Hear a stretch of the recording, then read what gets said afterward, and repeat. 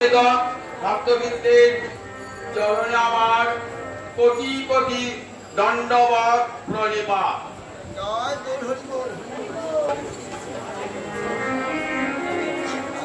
হরিদ্বারে ব্রহ্মকুণ্ডের তীরে আসন্ন মৃত্যু মহারাজ পরীক্ষিত তাকে 7 দিন ব্যাপী হরিকথা শোনাচ্ছেন। আজন্ম মায়া মুক্ত ব্যাসনন্দন বলছেন, মহারাজ সংসার সিন্ধু অতি দুস্তরম উত্তিতিশ নান্যপ্লব ভগবত পুরুষোত্তমস্য লীলা রসকথা আনিসে বরম অন্তরেণ পুংসো ভাবে বিবিধ দুঃখ দবায়স্য। বলছি মহারাজ, এই সংসার সমুদ্র দুস্তর মানে পার হওয়া যায়, কিন্তু অতি কষ্ট। এই জগতের সমুদ্র তার অপর পার দেখা যায়, কিন্তু সংসার সমুদ্র ওপার দেখা যাবে না। সংসার ও সমুদ্র সিন্ধু অতি দুস্তর, অতি দুস্তর, শুধু দুস্তর নয়, বললেন অতি দুস্তর। সংসার সমুদ্র পার হওয়া, এই মায়ার সংসার, ভোগ বাসনার সংসার, একে পার হওয়া বড় কষ্টকর। কত সাধু ঋষি যোগী জ্ঞানী ধ্যানী নির্জন বনে গিয়ে কোটি কোটি বৎসর তপস্যা করেছেন সংসার সাগর পার হবার জন্য। হয়তো কোটিতে কোটি 2-1 জন সংসার সমুদ্র পার হয়েছেন আপন সাধন সামর্থ্যে, কিন্তু কোটি কোটি মানুষ তারা সংসার সমুদ্র পার হবেন কেমন করে? সুখদেব চিন্তা করছেন অগণিত কোটি কোটি মানুষের কথা। আমাদের মতন যারা বিষয় বাসনায় আমাদের চিত্ত অসুস্থ হয়ে গেছে, বিষয় বাসনা দূষিত যে চিত্ত, আমরা কেমন করে জ্ঞান জানি না, যোগ জানি না, ধ্যান জানি না, তপস্যা জানি না, শৌচ আচার সংস্কার কিছুই তো নাই, কি করে সংসার সমুদ্র পার হবে? কেমন মহাজন দেখেছেন আমাদের মতো মানুষের কথা চিন্তা করছে, কি করে সংসার সমুদ্র পার হওয়া যাবে। সুখদেবের সভাতে কোটি কোটি জ্ঞানী যোগী তপস্বী রাজর্ষি মহর্ষি সিদ্ধর্ষি সব বসে আছেন। তাদেরকে শুনিয়ে শুনিয়ে বলেছেন, সুখদেব মহারাজ, যদি সংসার সমুদ্র অতি দুস্তর, যদি সেই সংসার সমুদ্র পার হতে হয়, তাহলে একটাই মাত্র নৌকা, অন্য প্লব, প্লব মানে নৌকা, আর অন্য কোন নৌকা নাই, একটাই মাত্র নৌকা। সবাই কান পেতে শুনছেন, নৌকাটার খবর নিচ্ছেন, নৌকাটা কি, কোন নৌকায় চাপলে সংসার সমুদ্র পার হওয়া যায়। যারা জ্ঞানী ধ্যানী যোগী তারাও কান পেতে শুনছেন, ভাবছেন তারা যে পথে গমন করেছেন সে পথ বড় কষ্ট। ক্লেশ অধিকতর তেষাং অব্যক্তা শক্ত চেতসাং, গীতায় বলেছেন তো, জ্ঞানীর যে জ্ঞানের পথ, যোগীর যে যোগের পথ, কেমন বলেন ক্লেশ অধিকতর, তাদের অত্যন্ত ক্লেশ ভোগ করতে হয়। তার ফলে কোটিতে কোটি কেউ কেউ সংসার সমুদ্র পার হন, সবাই হন না। কিন্তু এই অগণিত কোটি কোটি মানুষ বিষয় বাসনায় যাদের চিত্ত কলুষিত, তাদের মুক্তি কেমন করে হবে? নর্ত ঠাকুর বলছেন, বিষয় ছাড়িয়া কবে শুদ্ধ হবে মন, কবে হামহের মধুর বৃন্দাবন। বিষয় বাসনায় চিত্ত এমন অসুস্থ হয়ে রয়েছে, বৃন্দাবন দর্শন করবো কি, বৃন্দাবনে গিয়েও সংসারের চিন্তা। তুমি যাবে গঙ্গে, তোমার কর্মফল যাবে সঙ্গে, সেখানেই যান না কেন সঙ্গে সঙ্গে কর্মফল যাচ্ছে। তাই বৃন্দাবন গিয়ে কোটি কোটি জায়গায় মাথা ঠুকছেন বটে, মনটা পড়েছে এই সংসারের দিকে, মনটা পড়েছে। সংসার এমনই না, কিছুতেই সংসার ছাড়তে চায় না। সংসার সিন্ধু মতি দুস্তরম উত্তীতের সব, আবার সংসার সমুদ্র পার হতে ইচ্ছুক এমন লোকের সংখ্যাও কম, এমন লোকের সংখ্যাও খুব কম। সংসারে এত দুঃখ যাতনা রয়েছে, তো তাই সেখান থেকে মুক্তি পাবার ইচ্ছা তো অনেকে করে। কিন্তু দেখুন সেই সঙ্গে উটের কাটা খাওয়ার মতো, উট কাটা খাচ্ছে মরুভূমিতে, দু গাল বেয়ে রক্ত ঝরছে, আবার সেই কাটা ঝাড় যাচ্ছে। সংসারে এত দুঃখ, এত কষ্ট, ত্রিবিধ দুঃখ, আধ্যাত্মিক, আদিদৈবিক, আদিভৌতিক, সেই ত্রিবিধ দুঃখ হয়েও আমাদের সংসার বাসনা যায় না, আবার সেই ঘুরে ঘুরে সংসার করি। মায়ের একমাত্র পুত্র মারা গেছে, মা বলছেন আর সংসার করবো না। কদিন থাকবে শোকটা? 1 বছর, 2 বছর, 3 বছর, 4 বছর, 5 বছর পর কোথায় শোক চলে গেছে, আবার কোমর বেঁধে সংসার করছে। কেমন মহামায়ার সংসার দেখুন, সব ভুল হয়ে গেছে। তাই দেখুন এই যে বিষয় বাসনায় চিত্ত দূষিত, এই সংসার সমুদ্র পার হওয়ার কি সোজা কথা? বলেন একটা উপায়, সহজ উপায়। কি সেই সহজ উপায়? পুরুষোত্তম লীলা কথা রসনী সেবন। পুরুষোত্তম গোবিন্দের লীলা কথা কান পেতে বসে বসে শুনুন, আর কিছু করতে হবে না। গোবিন্দের লীলা কথা কান পেতে বসে বসে শুনিলেই হয় বড় হিত। তব কথামৃতাং তপ্ত জীবনং কবিভিদিতাং কল্পসাপহং শ্রবণমঙ্গলহং শ্রীমদাততং ভুবি গিনন্তি যে ভুবিদাজনা। গোপিয়া গোপী গীত গাইছেন কৃষ্ণহারি। তোমার কথা মতো কি করে? সংসার তাপে যারা তাপিত তাদের জীবন দান করে। শ্রবণমঙ্গলম, শুনিলেই হয় বড় হিত, শুনলেই মঙ্গল হয়ে যাবে। কার কথা? পুরুষোত্তম লীলা কথা। পুরুষোত্তম কয়জন পুরুষোত্তম আছেন? বলে রামচন্দ্র আছেন মর্যাদা পুরুষোত্তম, গোবিন্দ লীলা পুরুষোত্তম, গৌরহরি প্রেম পুরুষোত্তম। এই 3 জন জগতে পুরুষোত্তম বারবার করতে দেন। রামচন্দ্র মর্যাদা পুরুষোত্তম। রামচন্দ্রকে বলা হয় সকল সময়ে রাজধর্মের মর্যাদা রক্ষা করেছেন। এই রাজধর্মের মর্যাদা রক্ষা করবার জন্য নিজের প্রিয়তমা পত্নীকে পর্যন্ত নির্বাসনে দিয়েছেন। গোবিন্দমা লীলা পুরুষোত্তম, কত লীলা বৃন্দাবনে, তার লীলা মাধুর্য, প্রেম মাধুর্য, রূপ মাধুর্য, বেণু মাধুর্য সীমানায়। তাই গোবিন্দমা লীলা পুরুষোত্তম। আর ঘরে ঘরে অযাচিত হয়ে প্রেম মিলিয়েছেন কে? আমার গৌরাঙ্গ গৌরাঙ্গী প্রেম পুরুষোত্তম। এই 3 জনকে বলে পুরুষোত্তম। মনে থাকবে, রামচন্দ্র হলেন মর্যাদা পুরুষোত্তম, সব সময় ধর্মের মর্যাদা রক্ষা করছেন। শ্রীকৃষ্ণ হলেন লীলা পুরুষোত্তম, গৌরহরি প্রেম পুরুষোত্তম।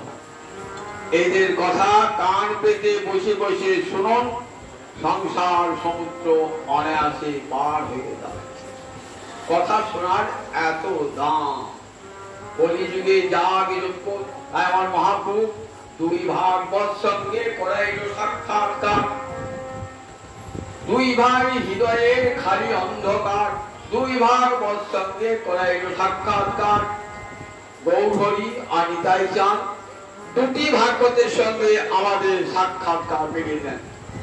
1 ভাগবত ভক্তি রস শাস্ত্র, আর 1 ভাগবত ভক্তি রস পাত্র। একটি ভাগবত হল ভক্তি রস শাস্ত্রে, যে শাস্ত্র পাঠ হচ্ছে মন্দিরে মন্দিরে, দেবালয়ে গৃহে গৃহে। ব্যাসদেবের রচিত শ্রীমদ্ ভাগবত শাস্ত্র, আবার ভাগবতকে অবলম্বন করে চৈতন্য চৈতামৃত, চৈতন্য ভাগবত, ভক্তি শাস্ত্র সিন্ধু, উজ্জ্বল নীলমণি, এগুলো আমরা ভাগবত করে থাকি। আর যাদের হৃদয় আছে ভক্তি রস, তাদেরকে বলে ভাগবত, অর্থাৎ ভক্তগণ। তাহলে ভাগবত কি আস্বাদন করবো কার সঙ্গে? ভক্ত সঙ্গে বসে ভাগবতী কথার আস্বাদ, ভক্ত সঙ্গে বসে ভাগবতী কথার আস্বাদ। আজ এক পরম শুভা তিথি, ভাদ্র শুক্লাষ্টমী তিথি, বিশাখা নক্ষত্র তিথি। ভাদ্র শুক্লাষ্টমী তিথি, বিশাখা নক্ষত্র আছে। শ্রীমতীর জন্ম সেই কালে, ভাদ্র শুক্লাষ্টমী তিথি, বিশাখা নক্ষত্র তিথি, শ্রীমতীর জন্ম সেই কালে। দেখিয়া বালিকা ছবি, মধ্য দিন গত রবি, জয় জয় দেয় কুতূহল।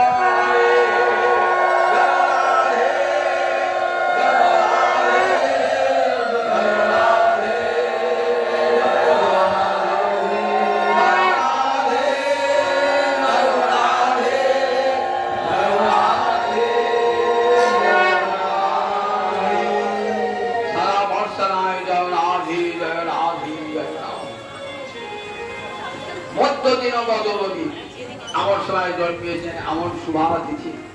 এই তিথিগুলি এরই আমাদের মনে বইয়ে দেয় আজ রাধারানীর জন্মদিন, কৃষ্ণ ভক্ত আজ গোবিন্দের জন্মদিন, গৌ পূর্ণিমার দিন, দোল পূর্ণিমা আজ আমার মহাপ্রভুর জন্মদিন, নিত্যানন্দ আমার নিদাই স্বামীর জন্মদিন, অদ্বৈত সপ্তমী আজ আমার অদ্বৈত প্রভু আবির্ভাব তিথি।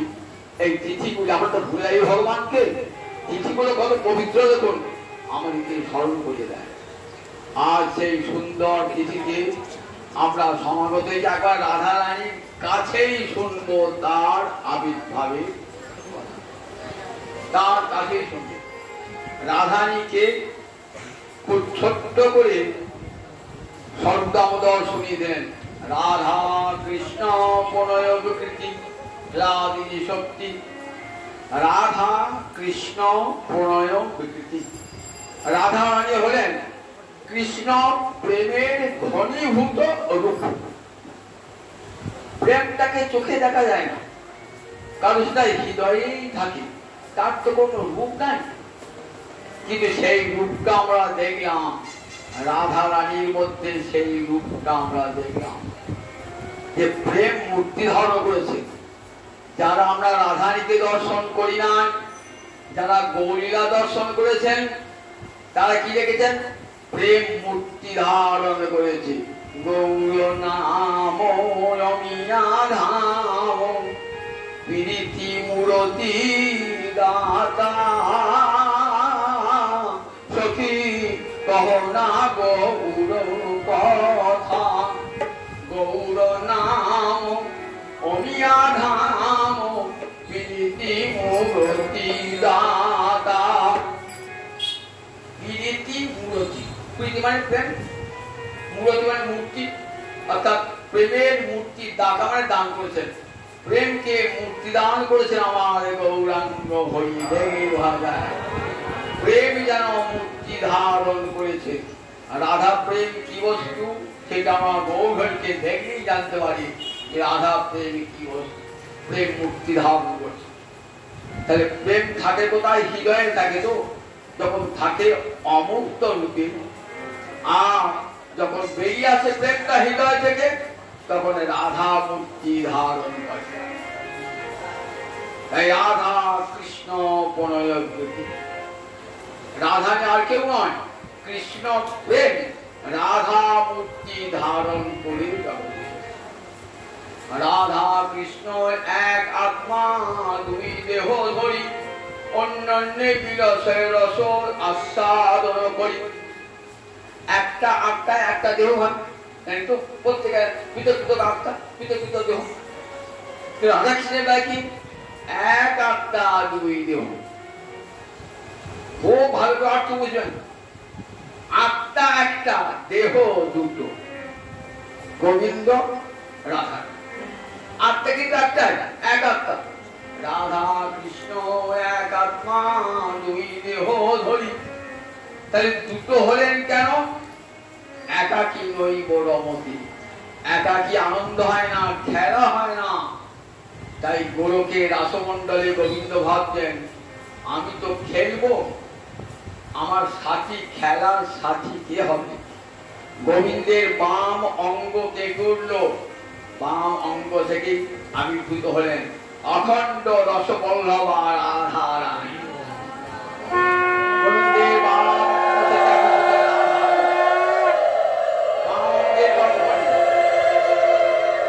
গোলকের রাসমণ্ডলে প্রথম আবির্ভাব, গোলকের রাসমণ্ডলে প্রথম আবির্ভাব।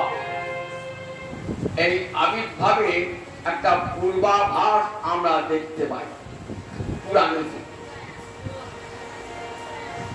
রাধারী সখী বিরজা তার অন্তরে ইচ্ছা জেগেছে যে আমার কুঞ্জে রাধা গোবিন্দকে সাজিয়ে আমি দোলাবো, পুষ্প দোলায় দোলাবো। গোবিন্দ কি করেছেন? সকালে উঠেই চলেছেন বিরজার কুঞ্জে, একাকী এসেছেন। বিরজা কুঞ্জ সাজিয়েছে, ফুলের দোলনা তৈরি করেছে, কিন্তু রাধা আনি নাই তো। রাধা ভাবছেন কৃষ্ণ কোথায় গেল, কৃষ্ণ কোথায় গেল। অঙ্গবন্ধ শুকতে শুকতে আসছেন কোথায়? বিরজার কুটির দানে।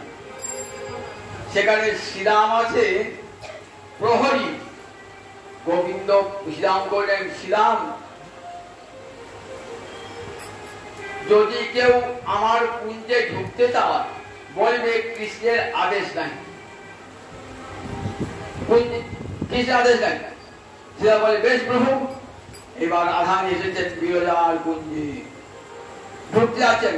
শ্রীরাম বলছেন, দেবী তোমার ঢোকা হবে না, অনুমতি নাই, অনুমতি নাই। শ্রীরাম তো এত বড় সাহস যে আমাকে কৃষ্ণের কুঞ্জে ঢুকতে দিবি না?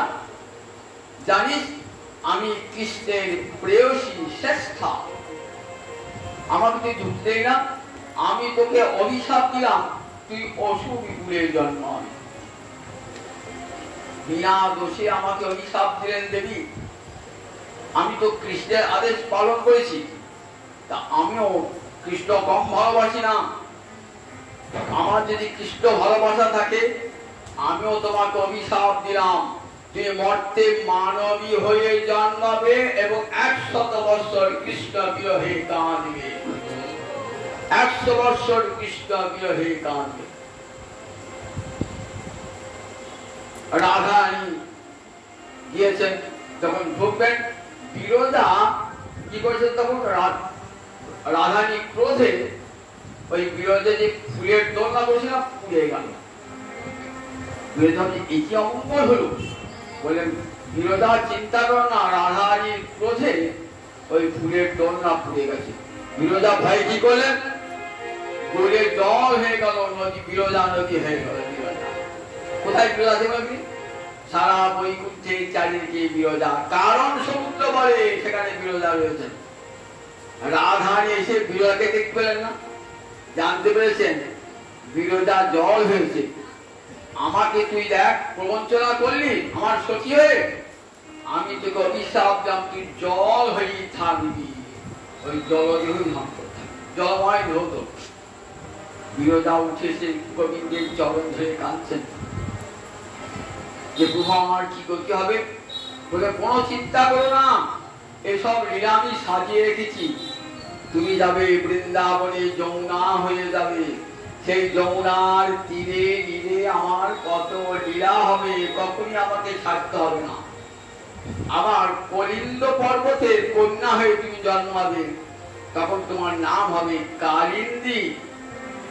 আমি যখন দ্বারকায় যাব না, তখন 16,108 মহিষী পানি গ্রহণ করবো, তো তার মধ্যে অষ্টমহিষী প্রধানা, এই অষ্টমহিষীর একজন তুমি হবে কালিন্দী, তপস্যা। দেখুন আগে থেকে সব কেমন সাজানো হয়ে আছে সব। রাধারানী বলছেন গোবিন্দকে, তোমার সঙ্গে আমার 100 বছর বিরহ, আমি যাব না। বলছেন যেতে হবে দেবী, যেতে হবে। জানো সূর্যদেব তপস্যা করছেন, তার বাঞ্ছা আমাকে পূর্ণ করতে হবে। আমি যে ভক্ত বাঞ্ছা কল্পতরু, সূর্যের বাঞ্ছা পূর্ণ করতে হবে। সেখানে বৃন্দাবন, তুমি যাবে বৃন্দাবনে, সে বৃন্দাবনে তো যমুনা নাই, গোবর্ধন নাই, সেখানে ময়ূর ময়ূরী নাই, কোকিল কোকিলা নাই। বলে আমি যাবো না। বলে সবই যাবে, এই বৃন্দাবন থেকে যমুনা যাবে, এই গোবর্ধন যাবে, কোকিল কোকিলা যাবে, তোমার সখীগণ যাবে, সব যাবে, তোমার চিন্তা নাই। বিরোধা যমুনা হয়ে গেল। গোবর্ধন শালমণি দ্বীপে দ্রোণ পর্বতের পুত্র হয়ে জন্মালেন। পুলস্ত ঋষি দিয়েছেন দ্রোণ পর্বতের কাছে প্রার্থনা, তোমার পুত্রটিকে নিয়ে দাও। একমাত্র সন্তান নিয়ে যাবে, ঋষি না দেন তো ঋষি অভিশাপ দেবে তো। কোথায় নিয়ে যাবেন? কাশীতে। কাশীতে গঙ্গা আছে কিন্তু পর্বত নাই তো, নিয়ে যাবেন। যাও, কি করবেন? নিজের সন্তানকে অনুমতি দেন। তখন গোবর্ধন বলছে, পিতা দুঃখ করো না, আমাকে ঋষি নিয়ে যেতে পারবে না। ঋষি নিয়ে যাচ্ছেন, বলে আমি, আমাকে কেমন করে যাবে? তা বলে আমি তোমাকে আমার হাতের তালুতে রেখে নিয়ে যাবো। বেশ, কোথাও নামাতে পাবে না, আমাকে কোথাও নামাতে পাবে না, যেখানে নামাবে আমি সেইখানে শিখলাম, এই শর্তে। গোবর্ধন বলে তথাস্তু, তথাস্তু। নিয়ে আসছেন শালমণি দ্বীপ থেকে তালুতে গোবর্ধন পর্বতকে। এইবার স্নানানি করবার সময় হয়েছে, বৃন্দাবনে এসে মনে পড়ে গেল স্নানানি পূর্বের শর্ত ভুলে গেছেন। স্নানানি করবার জন্য গোবর্ধন পর্বতকে নামিয়ে যমুনায় স্নান করে আনিকাদি করছে। গোবর্ধনকে তুলতে গেলেন, ঋষি তুমি প্রতিজ্ঞা ভঙ্গ করেছো, আমি আর এই বৃন্দাবন ছেড়ে কোথাও যাব না। রয়ে গেলেন গোবর্ধন, রয়ে গেলেন বৃন্দাবন।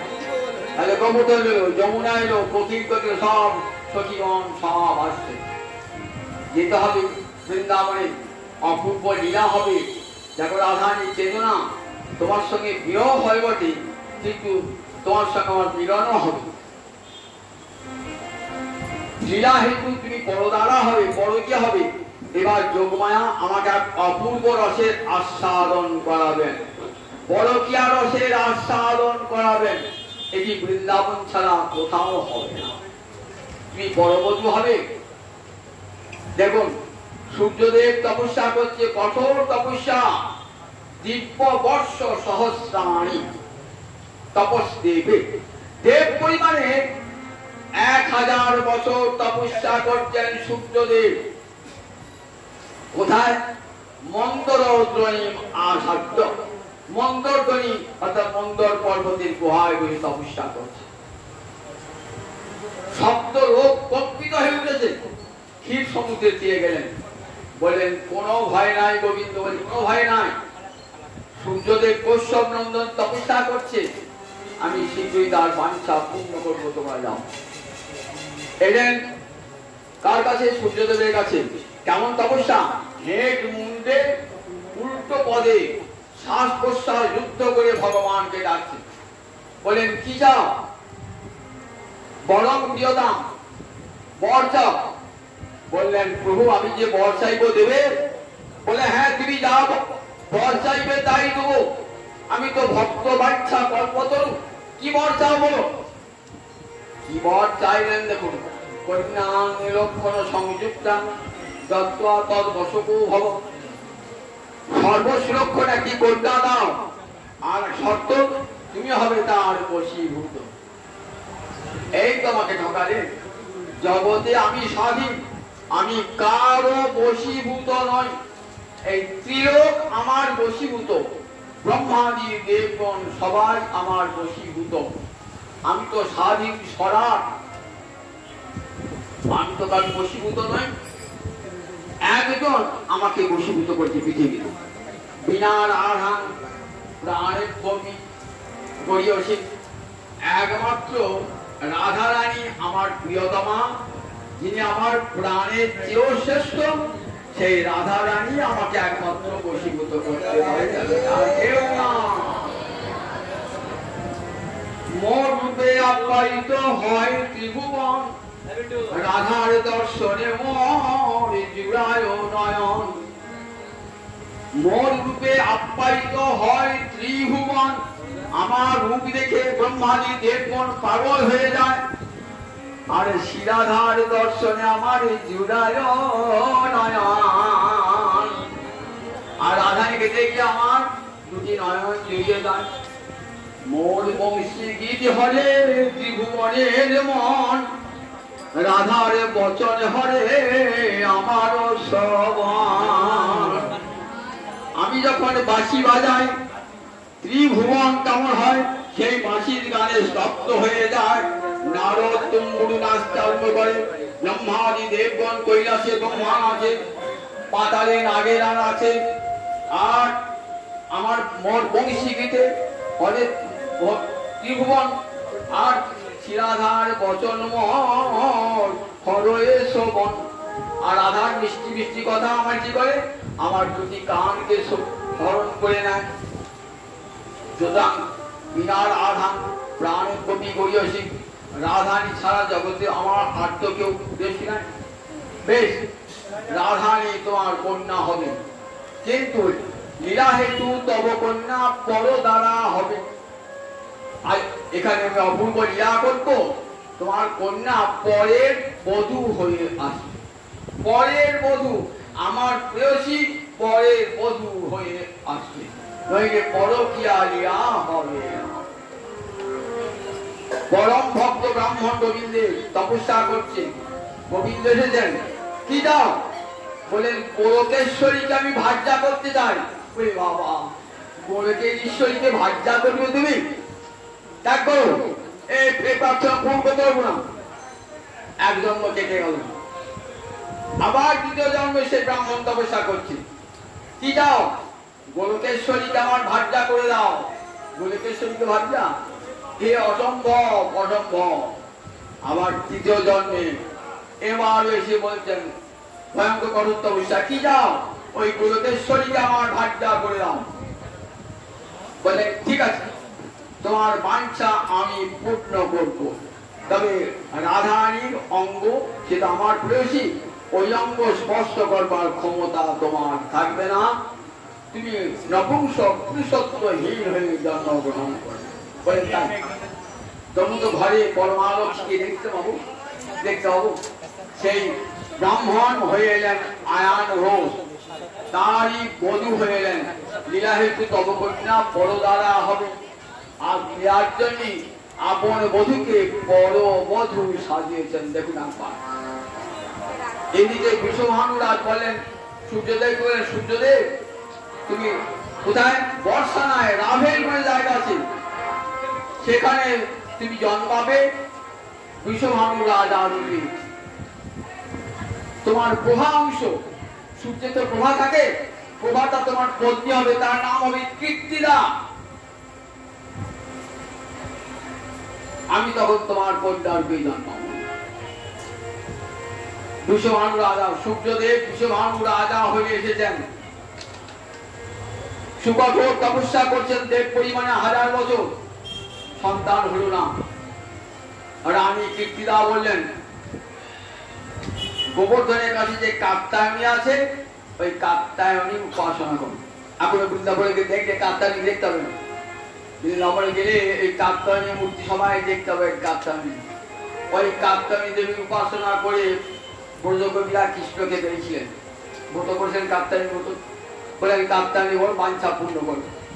কাত্যায়নী দেবীকে তপস্যা করলেন। কাত্যায়নী যথা সময়ে কন্যা জন্মালো, খুব আনন্দ।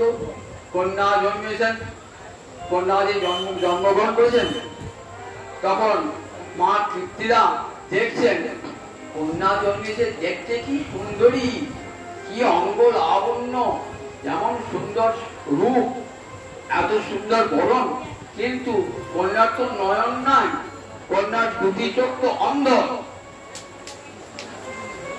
যখন জন্মালেন রাধারানী অন্ধ হয়ে জন্মালেন কেন? গোবিন্দ বদন ছাড়া আর অন্য কোন বদন আমি দর্শন করব না।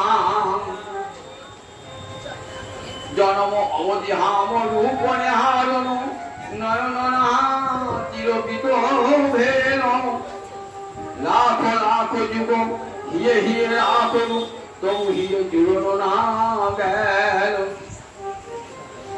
আমি যেন নয়ন উন্মিলন করে তোমাকে দেখতে পাই। গোবিন্দকে বললেন গোলকে আমি যাব, কিন্তু আমি দুটি নয়ন অন্ধ নিমিলিত করে যাব। তুমি যে আমার নয়ন কমলে তোমার করকমল স্পর্শ করবে, তখনই আমি আমার নয়ন ভঙ্গ হবে, তখন তোমাকে দেখব। মা কীর্তিরা সন্তানের পর সন্তানকে স্তনদুগ্ধ দান করতে গেছেন। স্তনদুগ্ধ দান করতে গিয়ে কি দেখছেন, তখন একটি গানেতে চণ্ডীদাস বলছে শুনো শুনো শোনল মরমশয় যখন আমার জন্ম হইল তখন আমি নয়ন মতিয়ার। শুনো শুনো শুনল মরমশয়। ললিতা বিশাখাকে বলতে ললিতা বিশাখা, আমি যখন জন্মগ্রহণ করলাম, যখন আমার জন্ম হইল তখন আমি নয়ন মতিয়ার। দিতে ক্ষীরধার জননী আমার নয়ন মুদিত দেখি, জননী আমার করে হাহাকার কহিল সকলে ডাকি। স্তনদুগ্ধ পান করা দেখেছেন, দেখছেন কন্যা আমার অন্ধ, হাহাকার কাঁদছে, কি হলো বিধাতা এমন দুঃখ দিয়ে, কত কষ্ট করে সাধনা করে কি কন্যা পেলাম, কিন্তু কন্যার দুটি নয়ন তো নাই। জননী আমার করে হাহাকার কহিল সকলে ডাকি। সে কথা শুনিয়া জননী যশোদা বধূরে লইয়া করে আমারে দেখিতে আইলা তুরিতে সুতিকা মন্দির দ্বারে। মা যশোদা শুনেছেন, কি শুনেছেন, যে আমার সখী কীর্তিদা আর একটি কন্যা হয়েছে। রোহিণীকে বলছেন চল দিদি দেখে আসি না, কীর্তিদার কি সন্তান হয়েছে দেখে আসি।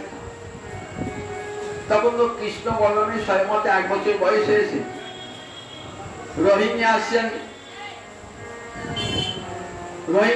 যশোদা আসছেন, আগে আগে কি আসছে বড়াইপুরি যোগমায়া, যিনি লীলা করালেন যোগমায়া কাত্তায়নী আমাদের নিরাপদ বিকাশী। যোগমায়া সমগ্র বৃন্দাবনী রাতে করেছেন, যোগমায়া আমার দেখিতে আইলা তুরিতে সুতিকা মন্দির নারে। সুতিকা মন্দির মানে যেখানে সন্তান হয় তাকে কি বলে, সুতিকা গৃহ বলে।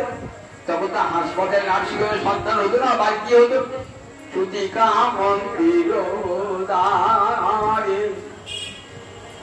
দেখাইয়া রানী কহিছেন বাণী বিধি এত দুঃখ দিলাম করিয়া সাধনা পাইলাম অন্ধ কন্যা, এই কি ছিল মোর কপালে।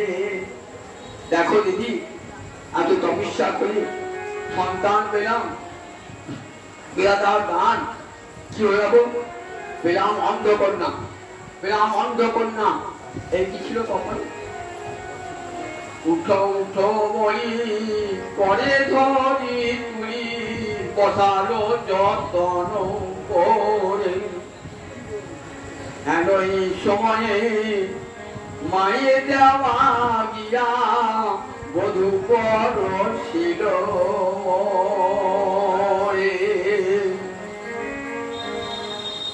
করছেন, যশোদাকে প্রণাম করছেন, রহিমকে প্রণাম করছেন, আর নয়ন জলে ভাসছেন। উঠো উঠো বলি করে ধরি তুলি বসালো যতন করে। তখন তো বলে গোপাল নাই, নামিয়ে দিয়েছেন তো গোপালকে। হেন এই সময়ে মায়ের দেওয়া গিয়া বধূ ছিল। মায়ের কোল থেকে গিয়ে গোপাল কি করেছেন? রাধারানীর নয়ন কোমল স্পর্শ করে বধূ ছিল। বলি দিতে গায়ে হাত মোর প্রাণ অন্তরে পারল সুখ। হাসিয়া কাঁদিয়া আঁখি প্রকাশিয়া আমি হেরিল বধূর।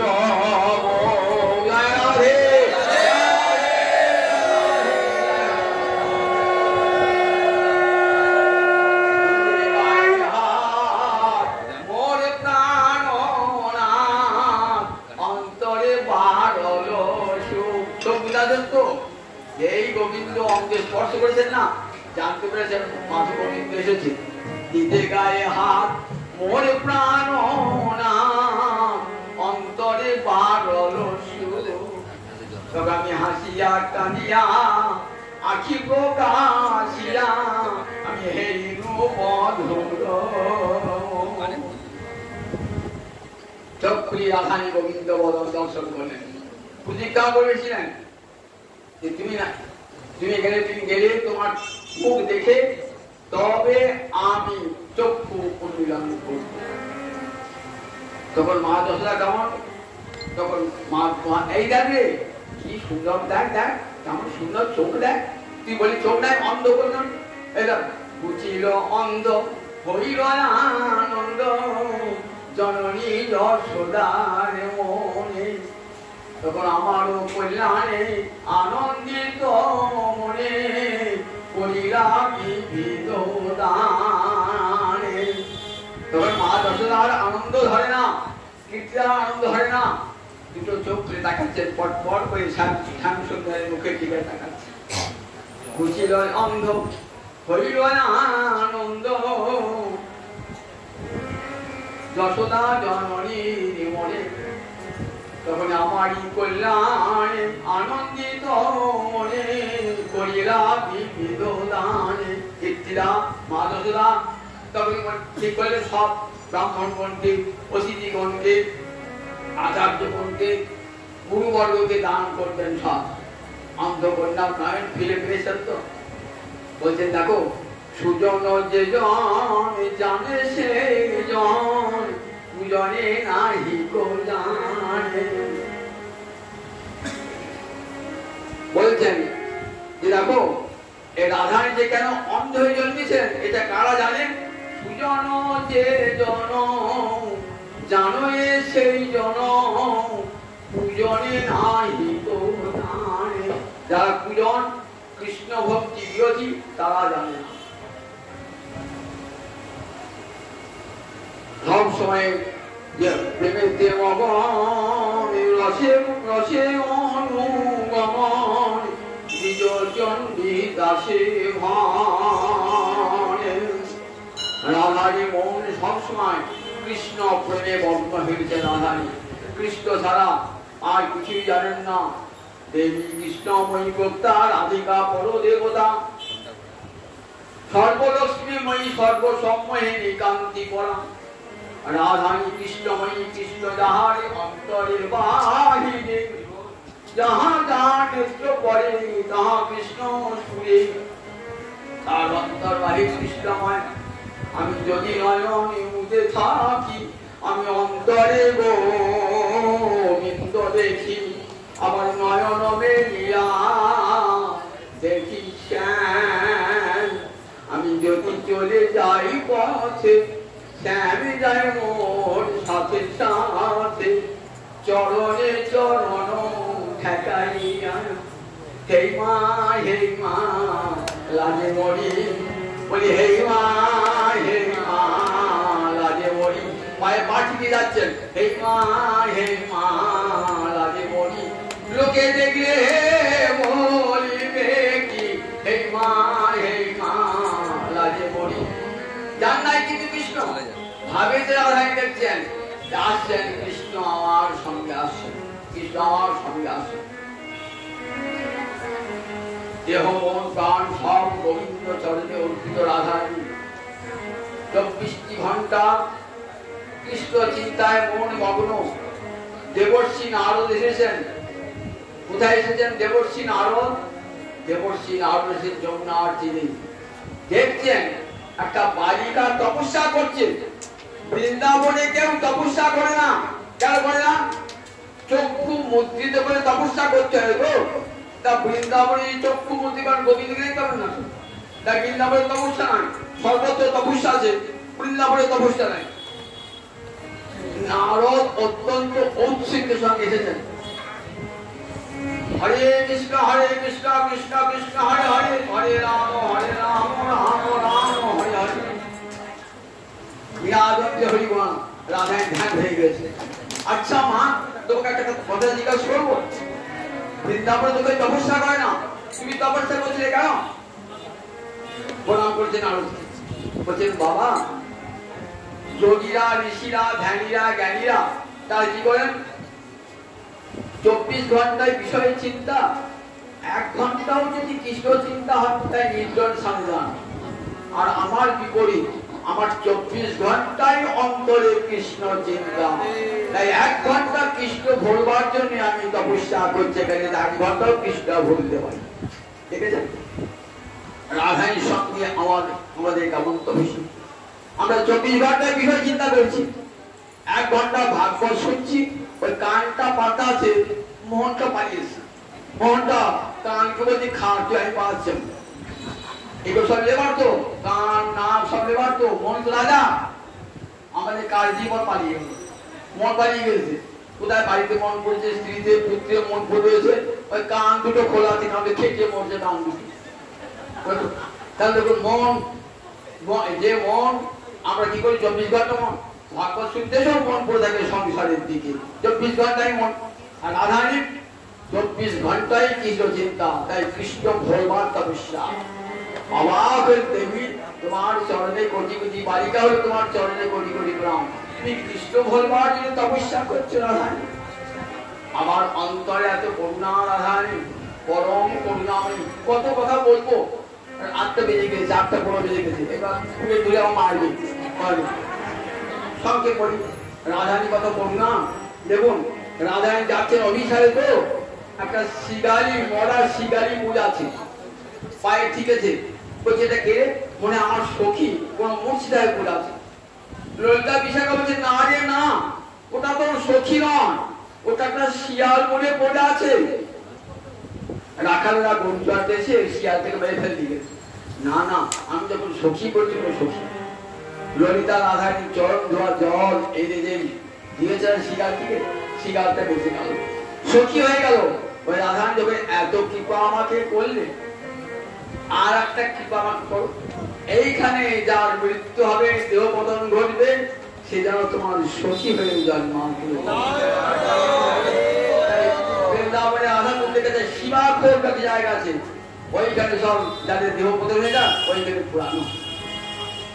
এক পাঞ্জাবি ভদ্রলোক এসে কাঁদছেন, কিশোরী নিজের বউ পড়েছে, বউর নাম কিশোরী, কিশোরী কিশোরী বলে কাঁদছে। রাধারানী বলছেন আমার নাম করে ডাকছে তো? ললিতা বলছে না রে না, ও লোকটা বউ পাগল, বউ পড়েছে তো, সে বউর জন্য কাঁদছে, বউ পাগল। আমার নাম তো করছে কিশোরী কিশোরী, নাম তো করছে। ওকে নিয়ে আয়। দেখলাম একটা বাড়ি ঘর বারান্দা পুজো দিল, আর কিশোরী কিশোরী কাঁদছে। রাধারানী চরণ ধোয়া জল নিয়ে গিয়ে যাই দিল, সেই পাঞ্জাব ভদ্রকি পাঞ্জাবি ভদ্রকায় সঙ্গে সঙ্গে সখী মুক্তি হয়ে গেল রাধারানী চরণ। এই কত করুণা দেখুন অন্তরে, যেমন রূপ গুণ রাধারানী তেমনি অন্তরটা করুণায় ভরা রাধারানী অন্তর। সেই রাধারানী মহাদেবী আজ জন্মতিথি, রাধারানী জন্মতিথি। সেই রাধারানী চরণে আজ আমরা কোটি কোটি জানিয়ে